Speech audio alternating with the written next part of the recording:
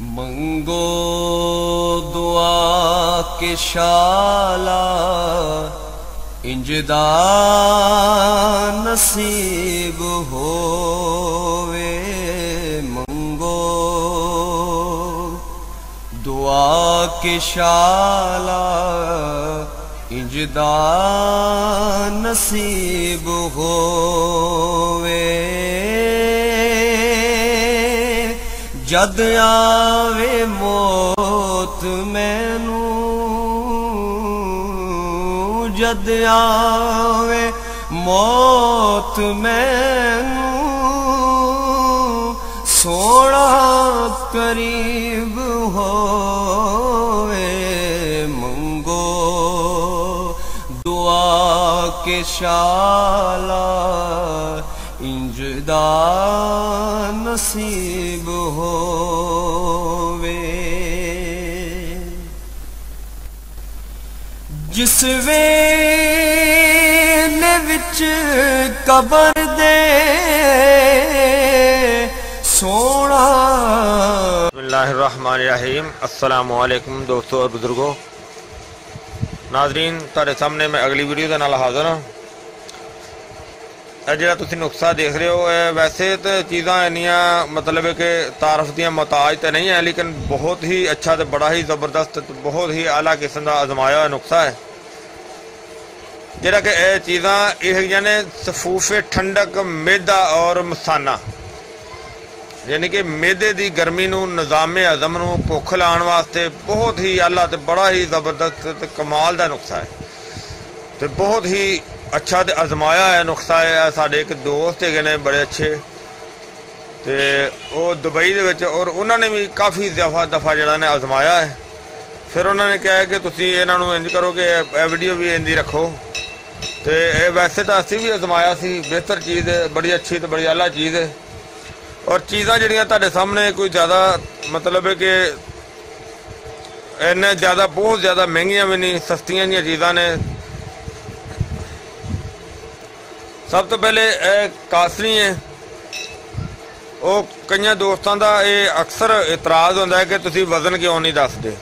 और यार वज़न एक वीडियो मैं दसना याद भुल गया सी, या ज़्यादा जिहड़ियां ने पुरानियां जिहड़ियां वीडियो ने उन्हां दे विच वज़न नहीं दस्या गया। लिहाजा हुण जिहड़ी भी वीडियो असी बना रहे हैं हुण तो तकरीबन सारियां दे नाल असी वज़न जिहड़ा ना वो दसी दा, बल्कि मैं लिख के भी रख देना हुन्ना, और इस दे नाल भी वज़न सारियां दा लिख के भी रख देंगा।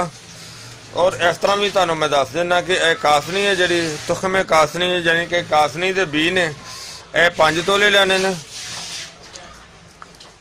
और इस तो जिहड़ी अगली आइटम है इलायची खुर्द, छोटी इलायची, यह 12 तोले। इस तो अगे जनाब काली मिर्च, 4 तोले।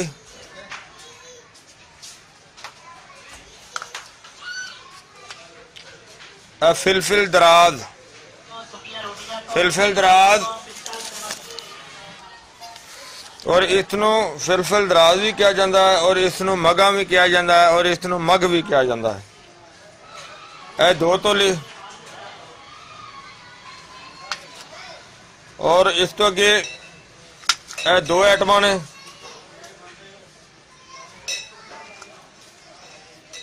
यानी कि यह जौंखार है, जौंखार 2 तोले। और इस तो अगे है जी आइटम है नमक सांबर, नमक सांबर, यह भी 2 तोले। और यह जरा विच ठिकरी निशादर, यह 6 तोले। इन्हां सारिया चीज़ों को लैके अच्छी तरह पाउडर बनाना है, जिहड़ा कि तुहानूं असीं अगे दिखाने भी हाँ। इनू कुट के तो पाउडर बना के तुहाडे सामने सारा नुस्खा जिहड़ा असीं कंप्लीट भी कर रहे हैं, और इनू कुट के तो पाउडर बनाने जी। हुण यह सारा नुस्खा जिहड़ा ना इनू कुट के तो इहदा पाउडर बनाने इनू, क्योंकि सारिया आइटमां नूं इक्को जगह ते पा देने ताकि ਇਹਦਾ बेहतरीन ਤੇ ਜ਼ਬਰਦਸਤ ਤੇ बड़ा अच्छा ਜਿਹਾ ਵਧੀਆ ਜਿਹਾ ਪਾਊਡਰ ਬਣਾਵਾਂਗੇ और ਇਹਦੀ ਹੁਣ ਕਟਾਈ ਕਰਨੇ ਆ।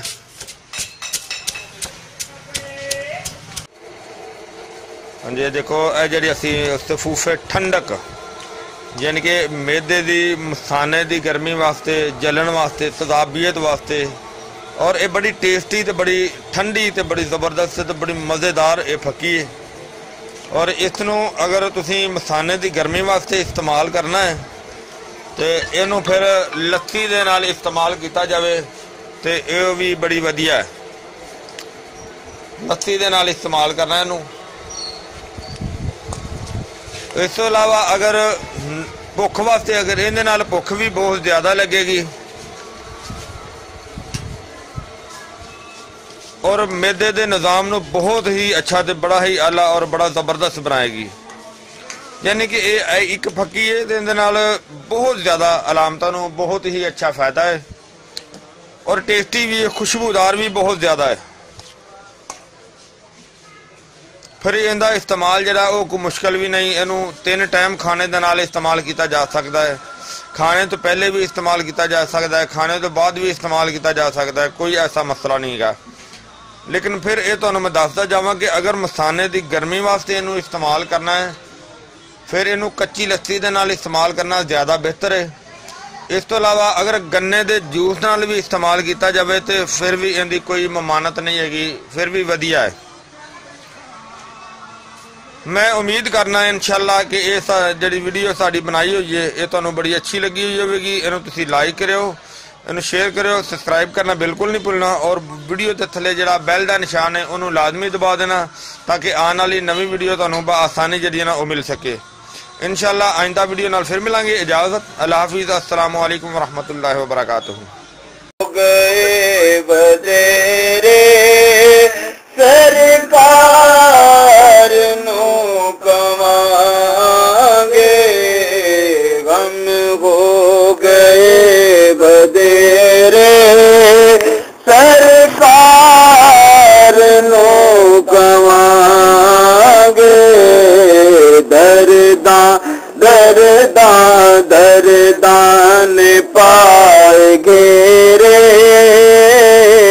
दर्दां ने पाए घेरे, सरकार नू कवांगे